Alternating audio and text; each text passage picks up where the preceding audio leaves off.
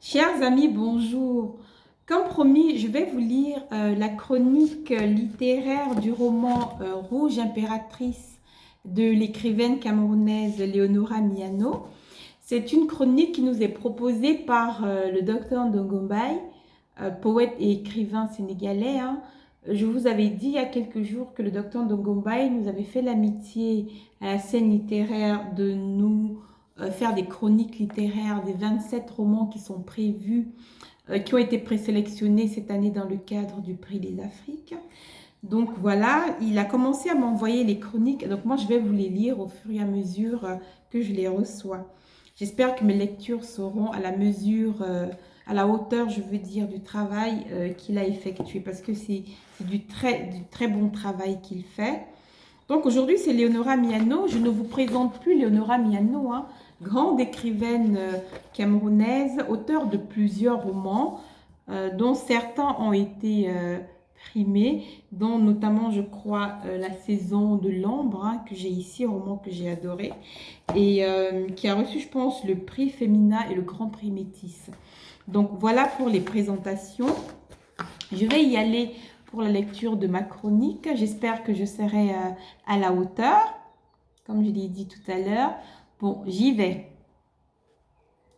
Entre la première phrase du livre, véritable plongée dans l'histoire amoureuse de Ilunga et de Boya, j'ouvre les guillemets, debout à quelques mètres de la place Mantatizi, l'homme n'avait Dieu que pour la femme. Je ferme les guillemets.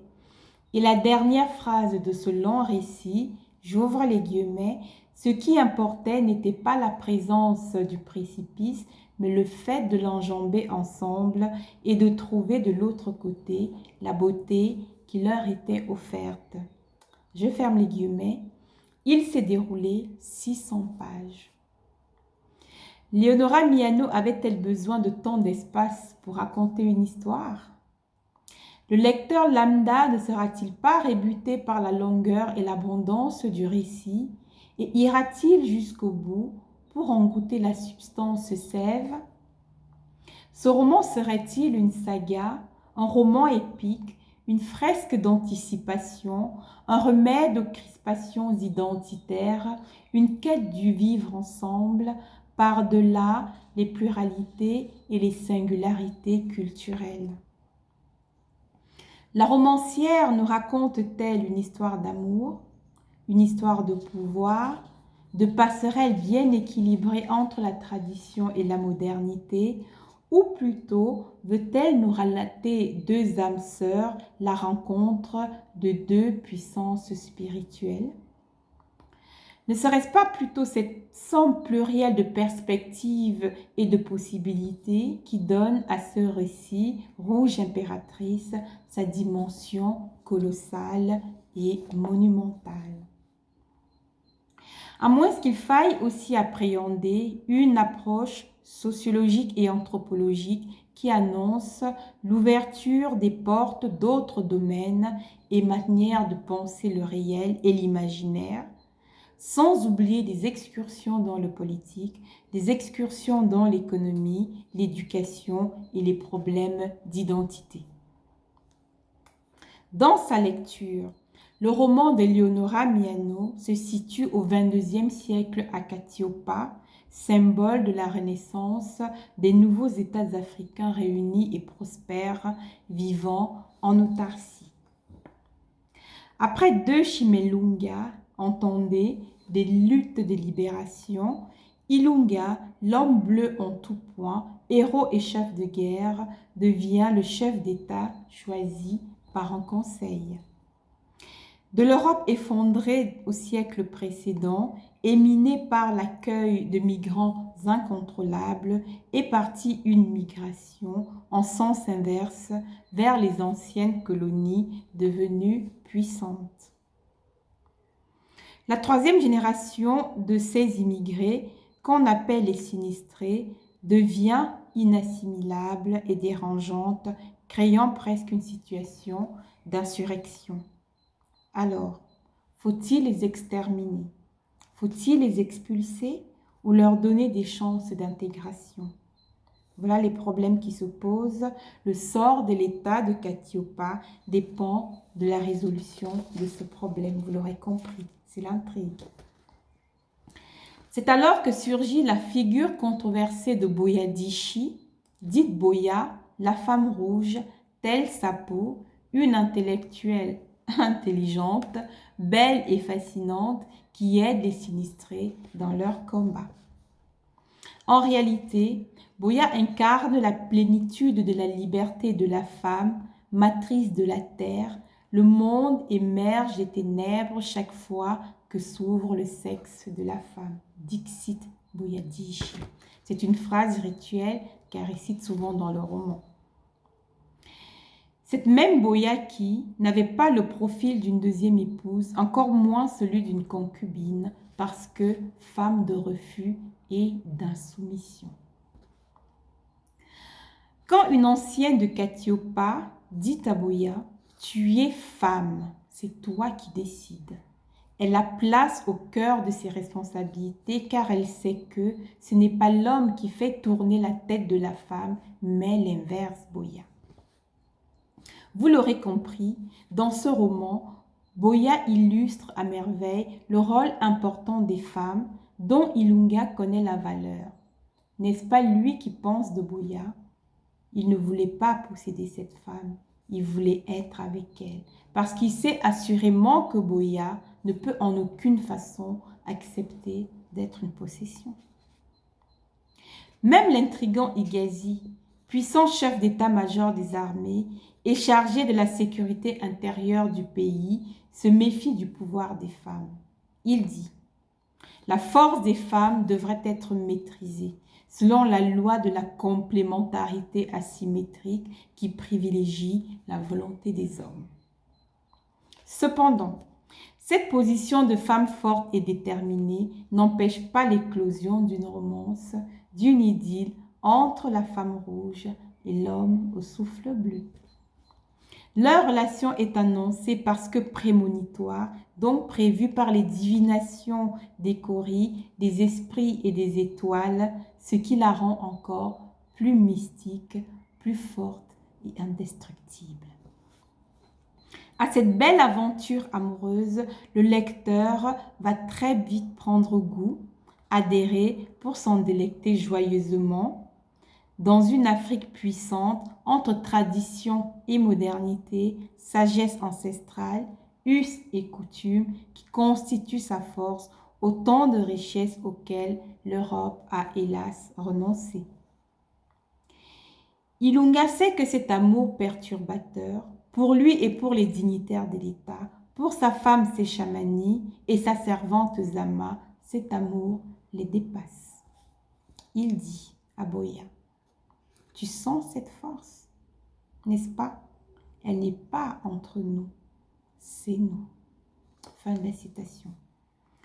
Écrit dans un style captivant qui éclaire sa densité, la puissance, sa complexité, le caractère foisonnant des thématiques, des questionnements et surtout l'ambition littéraire de l'auteur, ce roman développe plusieurs sujets d'actualité, évoqués et portés par des personnages qui parlent une langue créée de toutes pièces sur la base de plusieurs langues africaines. Beaucoup de lingala dans ce roman.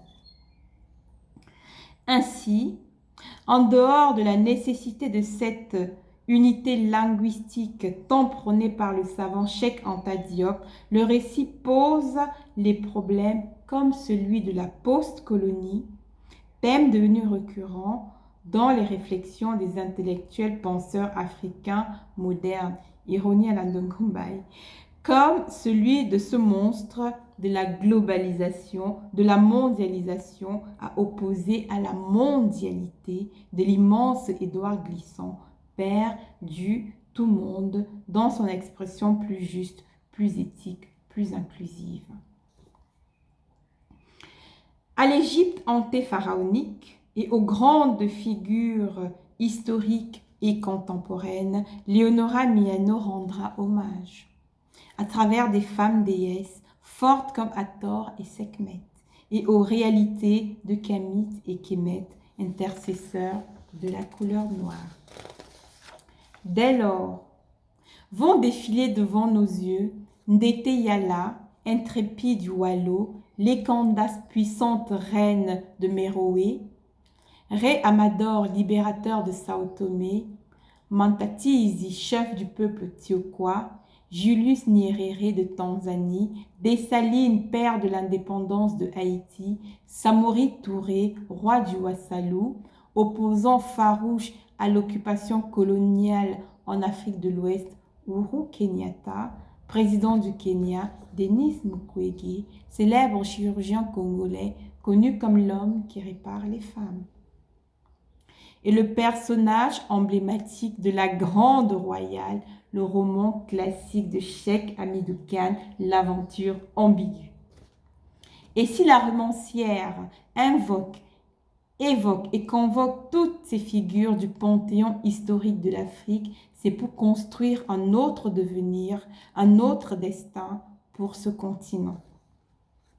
Léonora Miano veut, dans la perspective d'un vouloir vivre ensemble absolu, abolir les barrières et les frontières qui empêchent l'unification et le développement.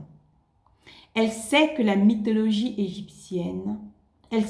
la mythologie égyptienne, le noir s'associait dans l'harmonie avec l'éclat et l'obscurité et les ténèbres fusionnaient avec la lumière.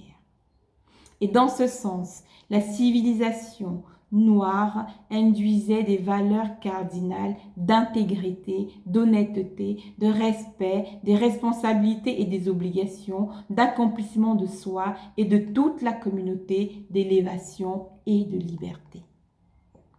De ce lieu sacré devrait naître la vérité, la justice et l'équité.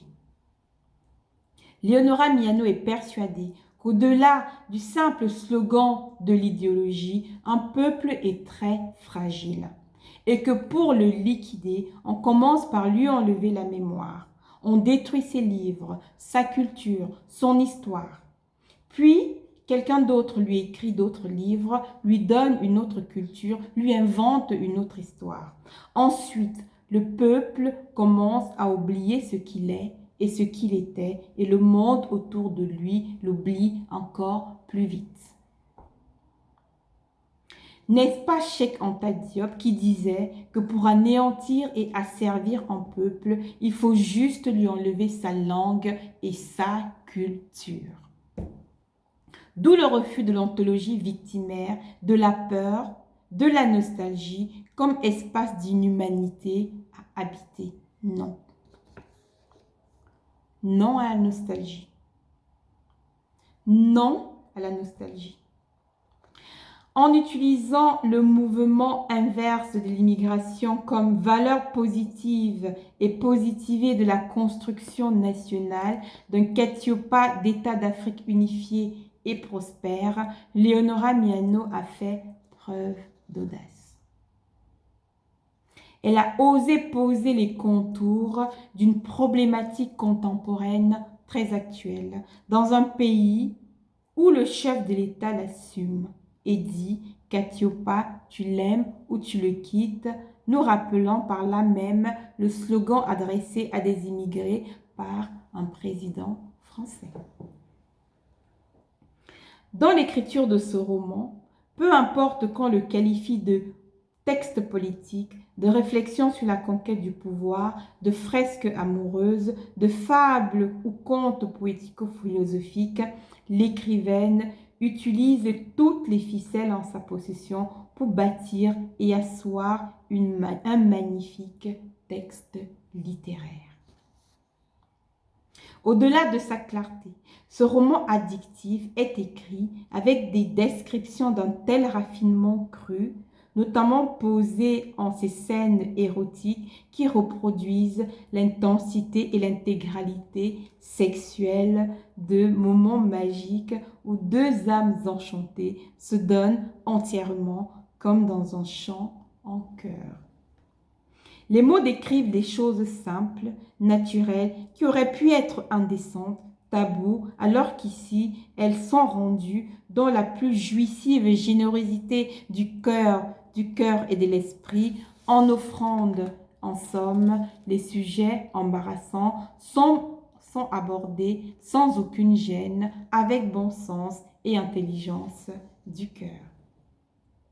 Avec ce roman, Leonora Miano signe une œuvre majeure, comme un concert de symphonie, avec une écriture fondée sur la coutume populaire de l'art de la maîtrise de la parole et de la musique, comme le griot allait l'apprendre dans les airs du grand parler de Kita et Kela, dans le Mandé, au Mali, qui intègre harmonieusement les rythmes les plus inattendus et les rhapsodies propres au jazz, mais aussi aux délices de la geste épique orale. Tel un texte poétique fondamental. Dr Ndongo-Mbaye, poète écrivain, sociologue et journaliste, professeur d'université, directeur de la collection Poésie, Paroles arc-en-ciel des éditions Lettres de Renaissance, France et Sénégal. Merci, docteur. On se réjouit de lire les prochaines chroniques que vous allez nous envoyer. Voilà, merci de tout cœur pour tout ce travail que vous effectuez pour la scène littéraire. Ensemble, on va plus loin et plus longtemps. Ciao l'artiste.